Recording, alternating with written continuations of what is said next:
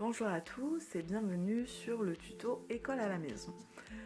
Voilà que je vais proposer tous les lundis jusqu'à la fin du confinement et qui consistera en un ensemble de conseils, d'astuces et d'outils qui vont permettre de faciliter l'école à la maison et donc de compléter ce qui aura pu être proposé par les parents ou les professeurs.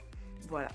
Donc pour cette première semaine, ce que je vais vous proposer, c'est un petit atelier manuel qui peut être réalisé avec vos enfants ou par les enfants seuls selon l'âge qu'ils ont et qui consiste en la fabrication d'un planning à la journée ou à la semaine pour organiser les journées et le temps d'école à la maison prévu pour les enfants. Voilà. Donc pourquoi cet outil parce que c'est hyper important pour les enfants, tous les enfants jusqu'à l'adolescence, d'avoir des repères, de pouvoir se repérer dans une journée, savoir où on en est, ce qui vient après, etc.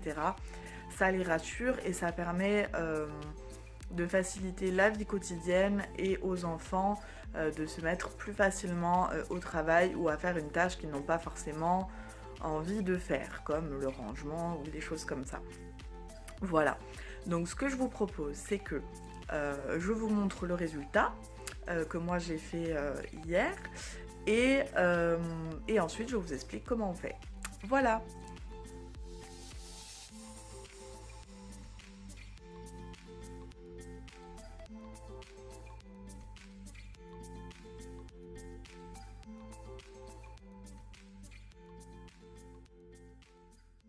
Alors maintenant qu'on a vu les différentes propositions, on va pouvoir s'intéresser un peu à comment on s'y prend.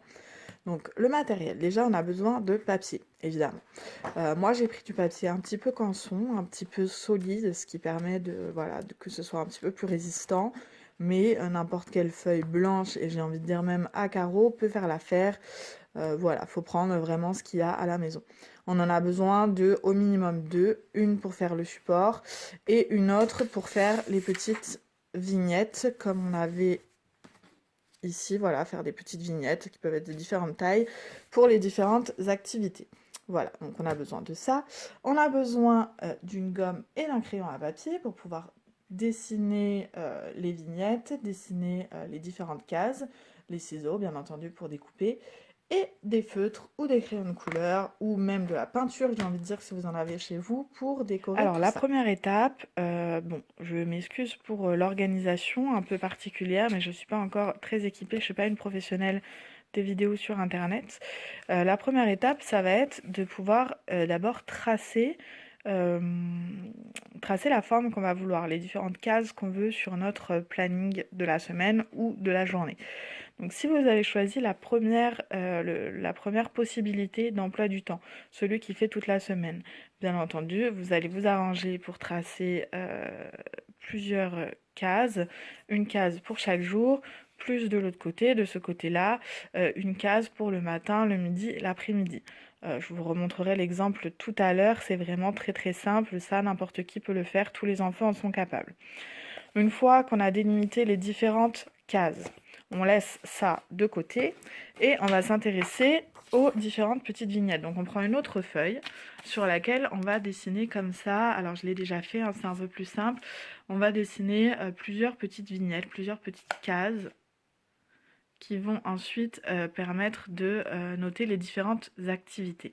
Voilà, donc on les dessine, tac, tac, tac, avec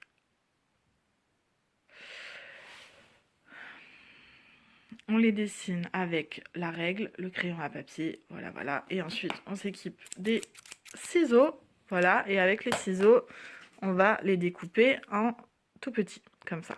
Voilà, en tout petit si on fait celui à la semaine.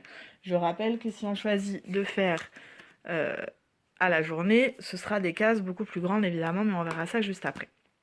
Lorsque vous avez vos différentes petites vignettes, vous allez pouvoir après vous munir des feutres ou des crayons de couleur bien sûr pour les décorer et noter l'activité sur chaque. Alors moi ce que je conseille, comme vous allez pouvoir le voir sur l'exemple que j'ai fait ce week-end, moi je conseille vraiment des codes couleurs. des codes couleurs pour les différentes activités. Ça va permettre aux enfants et aux parents d'ailleurs de se repérer très vite sur l'emploi du temps et de savoir où est-ce qu'on en est. Voilà. Donc moi j'ai choisi de mettre les devoirs en orange, les ateliers découvertes en gris. Là on voit pas trop, mais j'ai marqué activité manuelle aussi en vert. Voilà, donc l'idée c'est vraiment de choisir des codes couleurs avec les enfants et de leur demander de les respecter. Donc toutes les cases devoirs elles vont être en orange, toutes les cases sport elles vont être en vert, toutes les cases repas elles vont être en bleu, etc. etc. Ça pour moi c'est vraiment important, ça permet de s'y retrouver vraiment au maximum. On choisit l'emploi du temps à la journée, comme je vous l'ai montré au début. C'est vraiment exactement la même manière de faire, la seule différence c'est que une page, c'est une journée, ou une demi-page, comme vous voulez, et les étiquettes sont beaucoup plus grandes parce que vous avez toute la page pour mettre la matinée, par exemple. Voilà. Les horaires, je les ai mis que là parce qu'en fait, c'est un peu ça, c'est un peu chacun qui voit. C'est pas obligé de mettre des horaires, ça dépend un peu de l'âge de l'enfant, hein. Plus ils sont petits, plus les horaires fixes, ça peut être compliqué. Donc ça, c'est vous qui voyez vraiment avec vos enfants.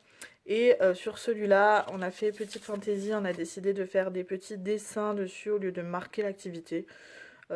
Ça, c'est pareil, ça dépend un peu de l'intérêt artistique de vos enfants. S'ils sont plutôt du genre dessin, ils peuvent s'amuser de cette manière-là. S'ils sont un peu plus terre à terre et qui préfèrent écrire, ça fonctionne également. Ça, c'est vraiment à vous de voir. Donc voilà un peu les deux possibilités. Alors, maintenant, la dernière étape de ce petit travail est toute simple mais primordiale, c'est l'organisation de l'emploi du temps avec le support et les petites étiquettes. Je conseille de le faire ensemble, parents-enfants, c'est ce temps-là qui permet de se mettre d'accord et de décider de la durée qu'on accorde à chaque activité. Voilà. Donc pour commencer, ce que je conseille, c'est de faire les devoirs plutôt le matin. C'est plus simple pour les enfants, ils sont souvent plus attentifs parce qu'ils ont plus d'énergie. Voilà. Donc on conseille, ce qui est recommandé pour des enfants de primaire, c'est entre 2 et 3 heures de travail par jour. Et pour des collégiens, ça peut être 4 ou ça peut être plus selon la quantité de travail qu'ils ont à faire. Donc 2 ou 3 heures, ce qui ne veut pas forcément dire qu'il faut que ce soit d'affilée. Voilà, c'est conseillé quand même de faire des pauses et puis surtout de varier les activités régulièrement. Parce que les enfants ont un temps d'attention qui est plus court que nous et ils peuvent difficilement faire la même activité plus de 20 à 30 minutes d'affilée. Donc il est conseillé vraiment de changer souvent l'activité. Ça permet que ça se passe de manière plus fluide et de meilleure humeur avec les enfants. Voilà.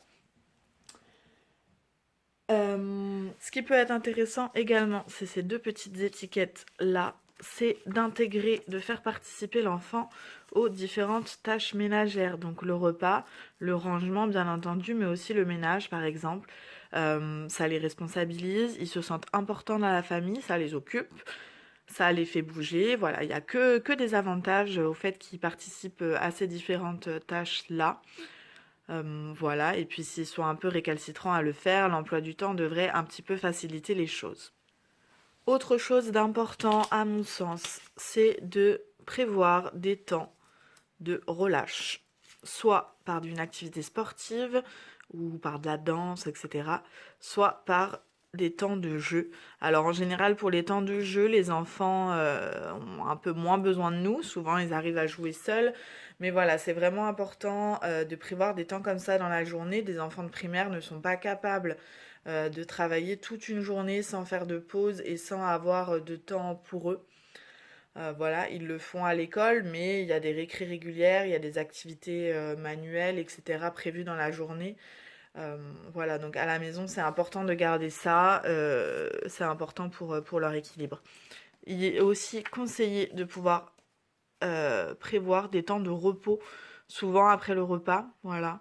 Un petit temps calme, juste histoire de pouvoir repartir sur l'après-midi en forme.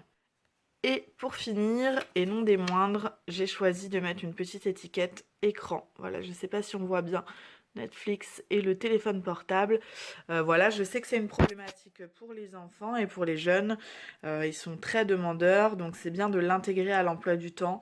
Comme ça permet aux enfants de voir que oui, c'est prévu, mais de pouvoir justifier que c'est prévu, par exemple, à la fin de la journée, après le rangement et après les autres activités, et de pouvoir un peu limiter les demandes qu'ils en feront pour le reste de la journée. Voilà, il est conseillé de limiter un petit peu l'accès à ces écrans, tout simplement parce que ça rend l'attention et la concentration plus difficiles. Donc si vous laissez beaucoup les écrans, ça risque de beaucoup compliquer la tâche pour ces temps-là, les temps de devoir notamment, et aussi pour le sommeil. Voilà. Donc l'avantage de cette étiquette, c'est que ça permet de prévoir des temps spéciaux pour ça.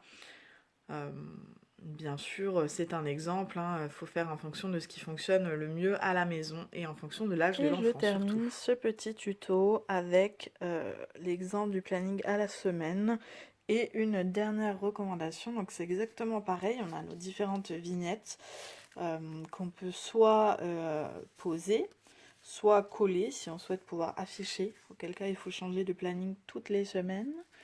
Voilà. Et du coup, la dernière recommandation, eh bien, c'est tout simplement d'équilibrer sur la semaine. Et là, encore une fois, on a l'intérêt des codes couleurs parce qu'en fait, ça permet tout de suite de se rendre compte si on a, par exemple, beaucoup plus de l'un que de l'autre. Bien sûr, les devoirs, il y en aura forcément plus puisqu'il s'agit de semaines d'école. Mais voilà, après il faut pouvoir équilibrer entre le repos, l'activité physique, les écrans, voilà, qu'il faut essayer d'un petit peu limiter. Voilà, proposer des jeux, de la lecture, ça peut être une bonne manière de travailler en dehors des devoirs.